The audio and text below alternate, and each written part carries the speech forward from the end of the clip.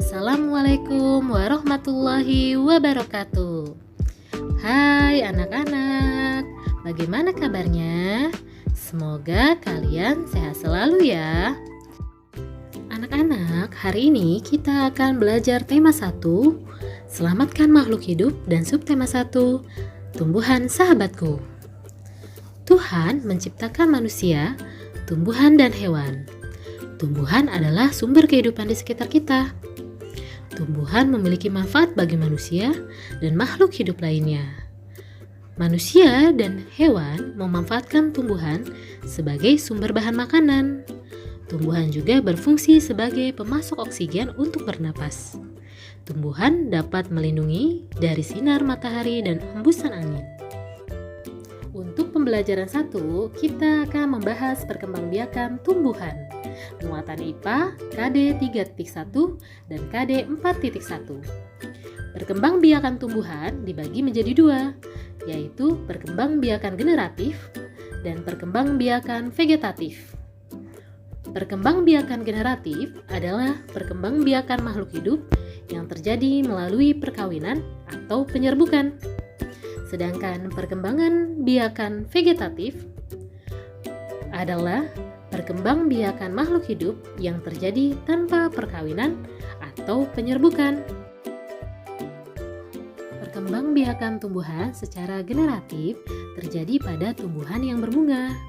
Jadi, tumbuhan berbunga akan mengalami perkembangbiakan generatif melalui apa? Melalui bunga. Nah, pada bunga tersebut terjadilah proses penyerbukan. Apa sih yang dimaksud dengan penyerbukan? Penyerbukan adalah bertemunya sel jantan dan sel betina sehingga menghasilkan pembuahan. Atau peristiwa jatuhnya serbuk sari ke atas kepala putih. Nah, ternyata ada beberapa macam penyerbukan loh. Yang pertama adalah penyerbukan sendiri. Jadi, serbuk sari jatuh di kepala putik pada bunga yang sama. Yang kedua adalah penyerbukan tetangga. Serbuk sari jatuh di kepala putik pada bunga yang masih satu tumbuhan. Yang ketiga adalah penyerbukan silang. Serbuk sari jatuh di kepala putik pada bunga yang lain yang sejenis tetapi berbeda tumbuhan. Dan yang terakhir adalah penyerbukan bastar. Serbuk sari jatuh di kepala putik pada bunga yang berasal dari tumbuhan yang berbeda varietas.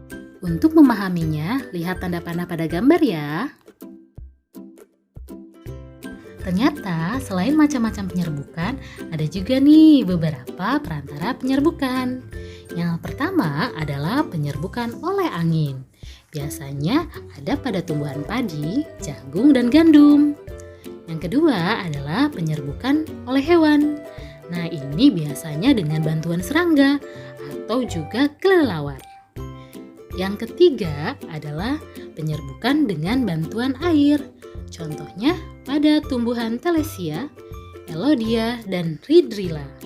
Kemudian ada nih penyerbukan dengan bantuan manusia atau memang penyerbukan buatan atau disengaja. Anak-anak, kita masih di pembelajaran 1 ya.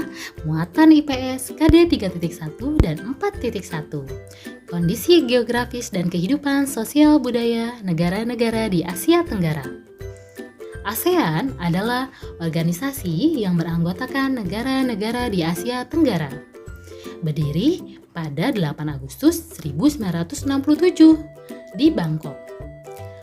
ASEAN didirikan oleh 5 negara, yaitu Indonesia, Malaysia, Filipina, Singapura, dan Thailand. Saat ini, anggota ASEAN berjumlah 10 negara. Mari kita nyanyi dengan 10 negara ASEAN. 1, 2, 3. Ada 10 negara yang ada di ASEAN.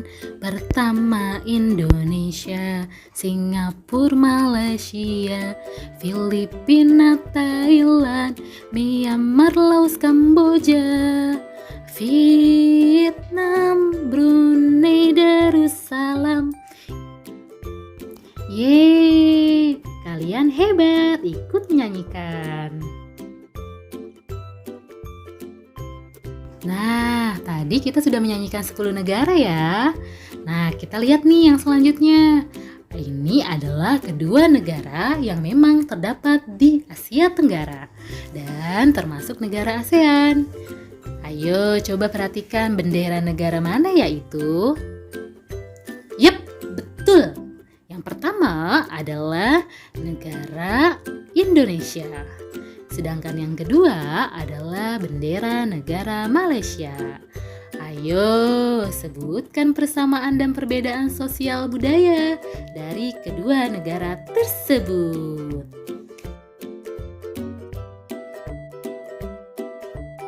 Nah, anak-anak, beginilah penjelasannya. Negara Indonesia beserta negara Malaysia. Yang di sebelah kiri itu perbedaannya ya, dan juga yang di sebelah kanan. Sedangkan yang berada di tengah itu adalah persamaan dari kedua negara tersebut. Nah, anak-anak, cukup sekian ya penjelasan hari ini. Semoga bermanfaat buat kita semua. Wassalamualaikum warahmatullahi wabarakatuh.